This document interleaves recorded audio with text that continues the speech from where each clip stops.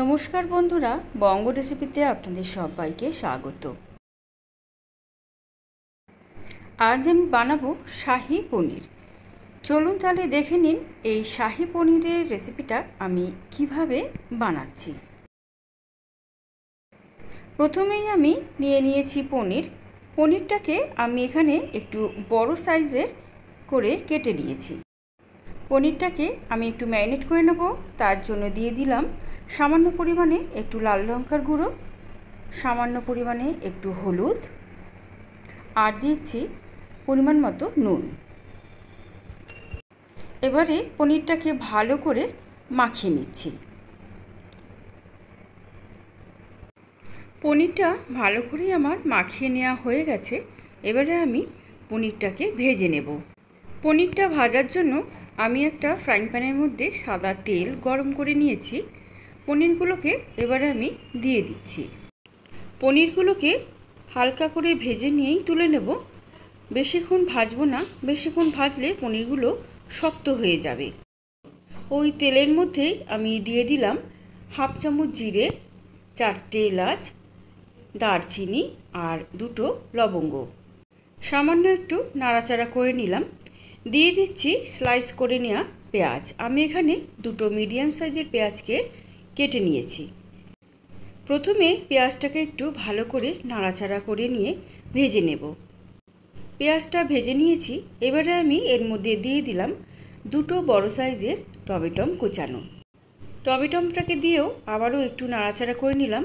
দিয়ে দিচ্ছি 2টো কাঁচা লঙ্কা আর দিয়ে দিলাম 1 চামচ আদা রসুন বাটা। এবারে সবগুলোকে ভালো করে একটু নাড়াচাড়া করে ভেজে নিচ্ছি। দিয়ে দিলাম 2 চামচ চারমগজ আর দিয়ে দিলাম 2 চামচ কাজু। কাজু আর চারমগজটাকে দিয়েও আবার ভালো করে একটু ভেজে নিলাম। দিয়ে দিচ্ছি সামান্য পরিমাণে একটু নুন, যাতে তাড়াতাড়ি ভাজা হয়ে যায়। টমেটো আর পেঁয়াজটা যাতে তাড়াতাড়ি সেদ্ধ হয়ে যায় তার জন্য আমি একটা ঢাকা দিয়ে সেদ্ধ করে নিলাম। ঠান্ডা করে মিক্সিং জারের মধ্যে দিয়ে একটা স্মুথ পেস্ট তৈরি করে নেব। এবারে আমি পনিরটা রান্না করব। তার জন্য আর একটা কড়াইয়ের মধ্যে আমি নিয়ে নিয়েছি 2 চামচ সাদা তেল আর 2 চামচ বাটার। যে পেস্টটা তৈরি করেছিলাম সেই পেস্টটাকে আমি এবারে এর মধ্যে দিয়ে দিলাম। মশলাটাকে একটু নাড়াচাড়া করে আমি এর মধ্যে দিয়ে দিচ্ছি ছোটো চামচের 1 চামচ হলুদের গুঁড়ো, 1 চামচ কাশ্মীরি লঙ্কার গুঁড়ো আর দিয়ে দিলাম জিরের গুঁড়ো। এবারে মশলাগুলোকে ভালো করে একটু নাড়াচাড়া করে নিচ্ছি। গুঁড়ো মশলাগুলোকে ভালো করেই আমার এখানে মেশানো হয়ে গেছে। এবারে আমি এর মধ্যে দিয়ে দিলাম ছোটো চামচের 1 চামচ টক দই আর দিয়ে দিলাম দুধের সর। আমি এখানে সামান্য দুধ দিয়েই দুধের সরটাকে মিক্সিং জারের মধ্যে পেস্ট করে নিয়েছি। দুধের সরটাকে দিয়েও আবার একটু ভালো করে মিশিয়ে নিলাম আর দিয়ে দিলাম মিক্সিং জারটা ধুয়ে একটু সামান্য পরিমাণে জল। 2 মিনিটের মতন ঢাকা দিয়ে দিলাম।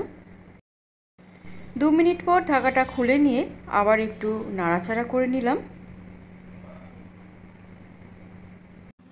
দিয়ে দিলাম গরম মশলা আর কাসুরি মেথি।